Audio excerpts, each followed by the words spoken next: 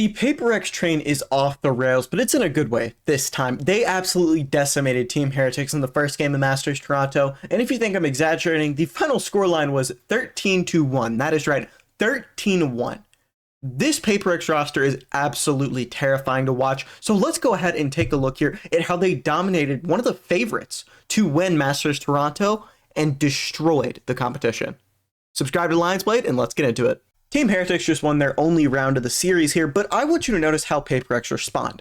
Right here, this is a pretty normal space take. You're going to have Woot use his flash here, you're going to have the haunt there from Rienz, and you're going to leave your Yoru and Fade A main. Paper X just don't care. And it's not that they don't respect the space, they do a little bit, but they go around it here, doing very fast side executes. This is something you're going to see a ton of. Fast executes here. So first off, not the greatest shooting there from Woot. Jing able to get one, but boom, it's now a 3v5 instantly. Your A main players on this take, now one of them died, the other one is in danger of getting crunched here by this Fade that he knows is here because of the Prowler earlier, and Paper X, just like that, have won the round by going around the players who did this aggressive A main space takeoff rep. Boo goes away, and boom, 3-1 Paper X already. You've grabbed the momentum, but more importantly than that, you've grabbed the round. But Paper X aren't just slamming sites quickly, they are willing to sell fakes, and they do it very well here. Obviously, this raise is not something that you're normally going to see on Pearl. It was a very unorthodox pick. I think it fits them very well. I'm on record as of saying that the double duelist with the Yoru comp, if Paper X could make it work, really can play towards their strengths, and I think it's done so here, as you can see. But they fake this area, and look at what happens after this fake. If we go back here, Fade starts to rotate over from A. You have two players trapped here, worried that someone is inserted here. Now, you're not too worried because of that KJ turret, and I think this would have worked out a lot better if Paper X were able to A, know that that was there, and then B, break it, but it still worked out fine. It keeps players there because now, in the back, Boo is cooked on site. He has one KJ Molly to help him out. Now, he does have a shotgun, but that gets revealed very, very early here, as you can see, having to shoot not only the Fade Haunt, but then also the Yoru clone. He didn't really have to shoot it, but he did. Now, with 1 minute left, you have the site on this round that is pivotal to the economy of Team Heretics. Look at their credits, 150, 150 credits. Their bank account is looking like mine, which is why you should subscribe to get me the bag. But Paper X do a wonderful job there. Get the rotations pulled towards mid, hit B, you've won the round, and again, you're starting to get worried if you're Team Heretics. If you're watching this video, you probably play ranked, and you probably struggle to rank up, which is fine. With the state of the game, it is very difficult to rank up, but what you need to do to rank up is simple. You need to be focused, and you need to be consistent. Now, that's very difficult to do naturally, and that's what Flow State can help you with. Flow State is a supplement that will absolutely lock you in. I would never promote something I haven't tried. I tried it and it worked great for me. But if you don't believe me, that's fine. Maybe I'm selling out. These guys are professional players who use it in pro play to dominate their queues. I promise you it'll work for your ranked games. Now, I also know it's very difficult to buy something for the first time. So I've been able to get you guys 10% off with the link in the description so you can get whatever flavor you want for 10% off. Go ahead, click that link and use code LIONS for that 10% off. Thank you guys for your time, and let's get back to the video.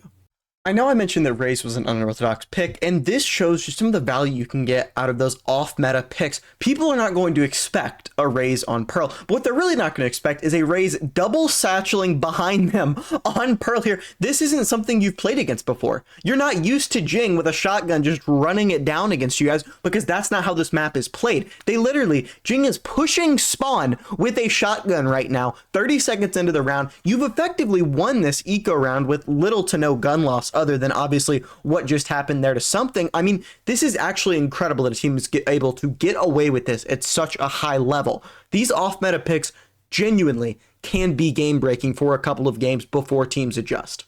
Now, Heretics called a timeout to try and stop the bleeding. That did not happen here. Again, this Raze, first of all, Jing is obviously one of the best Razes in the game, but this Raze being such an unorthodox pick lets them do stuff that you don't normally do. Right here, Woot, his angle is a bit high, right? They end up being fine in the smoke, and then Jing pops this ult. Benji isn't used to having people behind him this early because obviously you're not sending a TP there, which, you know, Yoru is normally the meta agent. But this is a test of your Valorant ball knowledge. Comment your answer below, and most importantly, why? Boo in this situation just made it a 3v4 situation. He has the bomb. He knows where some of these players are. What should he do? You have two options. Number one, he can try and fight this, try and stop this rush, stop this flood, buy time for his teammates to rotate over. Number two, he can try and wait, play the 3v4 retake here, and play with maybe the fatal for that retake. Comment your answer below, and let's get into what he actually does, which is goes 1-for-1 here. Boom, boom, the fatal gets used right there by Rians. Anyways, 2v3 situation, and now is when the Paper X clutch gene kicks in.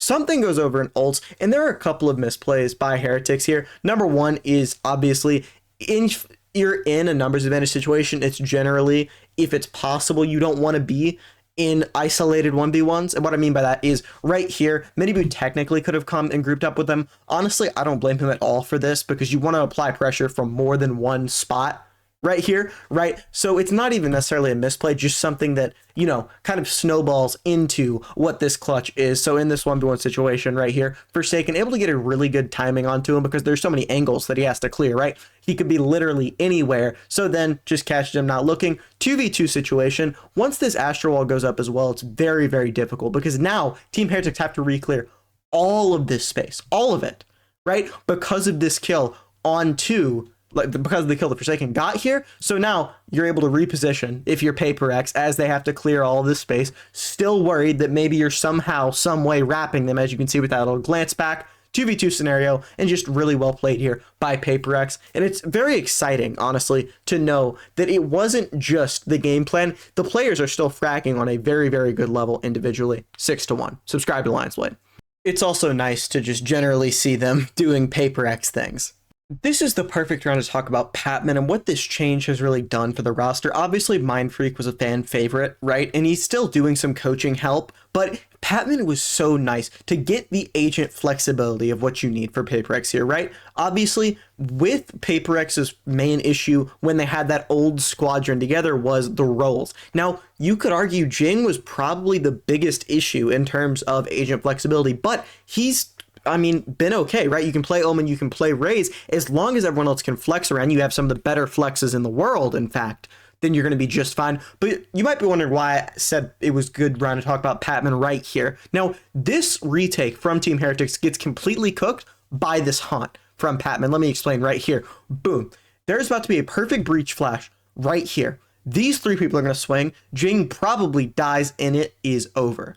But Patman had an elite right there, elite haunt that lands way back here, does not get broken. You get the free kill on Boo. Their retake is completely disrupted. As you can see here, Wood is caught with utility out, and it's 1-8. Paper X completely shut them down. But the question that a lot of you probably came to this video wondering is this sustainable? Are Paper X actually going to revive W Gaming, or is this just an incredible run fueled by the train that Paper X are on? And the answer is complicated.